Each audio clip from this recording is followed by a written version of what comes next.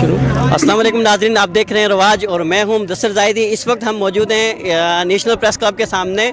हमारे साथ मौजूद हैं ISF के नायब general secretary vice president Hasan Jalil साहब। आइए हम इनसे बात करते हैं कि आज यूम यकजहती कश्मीर के मुनासबत से ये इंटरनेशनल कम्यूनिटी और गवर्नमेंट ऑफ पाकिस्तान और मोदी को क्या पैगाम देना चाह रहे हैं? वालेकुम सलाम सर, मैं आज के दिन के हवाले से ये पैगाम देना चाहता हूँ कि आज हमारी पूरी कौम पाकिस्तानी जो बच्चे बूढ़े जिसमें हर तबके फ़िक्र के लोग शामिल हैं वो निकले हुए हैं अपने कश्मीरी भाई को आज़ादी दिलाने के लिए।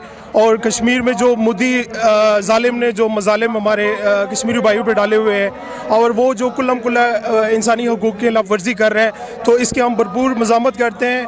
और हुकूमत का जो मौक़िफ़ है, हम हुकूमत से भी गुजारिश करते हैं कि वो इस पे साथ से साथ मौक़िफ़ अपनाएं और जल्द अज जल्द हमारे कश्मीरी भाइयों को जिनको 3-5 महीने से वहाँ पे जेल में बंद करके यारगमाल बनाया हुआ है, तो हम चाहते हैं कि उनको जल्द अज जल्द उन पर कर्फ्यू हटा दी जाए और उनको जल्द अज जल्द जो उनके बुनियादी हकूक़ है तो वो दे दी जाए जितना जल्दी मुमकिन हो सके। जी हसन जलील साहब, जैसे कि आप गवर्नमेंट ऑफ पाकिस्तान से मुतालबा कर रहे हैं, इसके अलावा आप UNO इंटरनेशनल कम्यूनिटी जो है उससे क्या मुतालबा करना चाह रहे हैं? सर उस पर तो बहुत बड़ा सलिया निशान लगते हैं जो पाकिस्तान ने बैरूनी दुनिया में अपना मौक़िफ़ रखा है कश्मीर के हवाले से।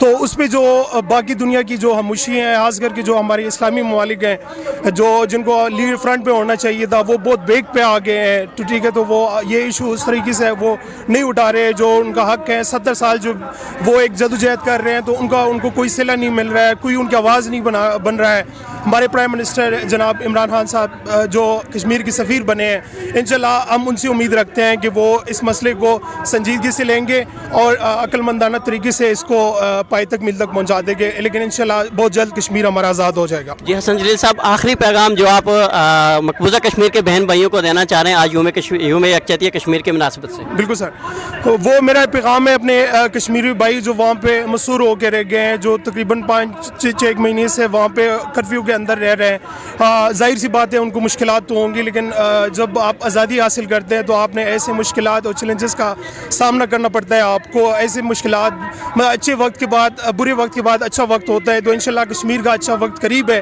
तो वो भी कोशिश करें, इंशाल्लाह हम उनकी आवाज़ बने हुए हैं और उनकी आवाज़ को हम दुनिया के हर कोने से पहुँचाने की कोशिश करेंगे इंशाल्लाह।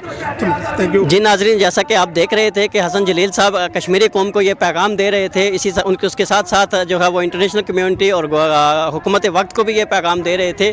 और बिलखुसूस इन्होंने जो है वो कश्मीरी बहन भाइयों को ये पैगाम दिया है कि हम हर तरह की हमारी जो सपोर्ट है वो आपके साथ है और इंशाअल्लाह हर जो है वो बुरे दिन के बाद अच्छे दिन आते हैं और इंशाअल्लाह आज़ादी कश्मीर का जो सूरज शुरू होने वाला है। इसी पे इजाज़त दीजिए। कैमरामैन मोहम्मद रफ़ाकत के साथ मुदस्सिर ज़ाहिदी, रवाज न्यूज़, इस्लाम।